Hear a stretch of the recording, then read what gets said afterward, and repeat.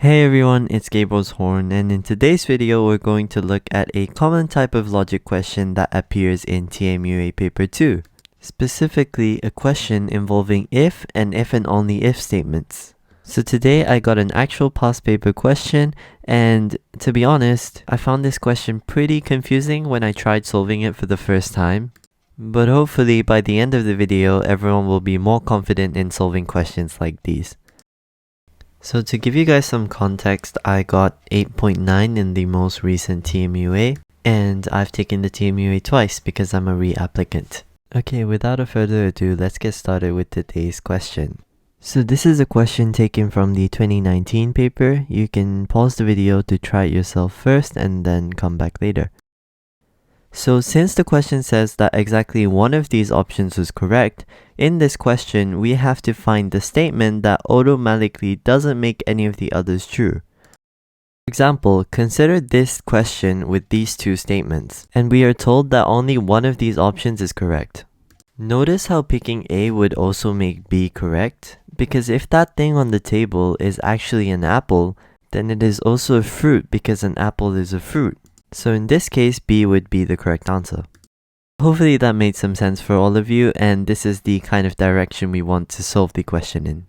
Okay, now I'll be trying to briefly explain if and only if statements. For example, let's say the statement is, you get an apple if and only if you clean up your room. So let's try and break this down. The statement, I get an apple if I clean up my room, well, this statement doesn't say anything about the other situations that might get me an apple. For example, I might get an apple if I study, but we can't tell if this is the case from this statement alone. But what we definitely do know from this statement is that cleaning up my room will get me that apple. Now, an only if statement says that the only time I get an apple is if I clean up my room. This is saying that even if I do anything else, I still wouldn't get that apple because the only thing that gets me an apple is cleaning up my room. And finally, an if and only if statement, which was the example I gave, is like a combination of both of these statements. I'll get an apple if I clean up my room, and that is the only way for me to get that apple.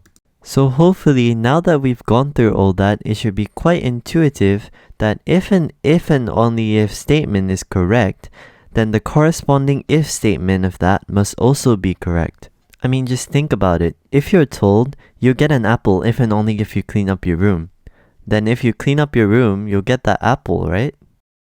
So likewise, if statement A is correct, then B must be correct with it.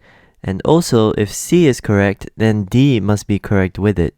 And since our objective is to find an option that can be correct on its own, we can remove A and C from our options. So now that we're left with B and D, we're going to do something similar, and we're going to see if either of the options will guarantee the other one to be true. So in the diagram there, I've kind of drawn like a number line, and you can see the positions of x equals 1 and x equals to 2. Now notice how the range of x is bigger than 2 completely fits within the range of x is bigger than 1.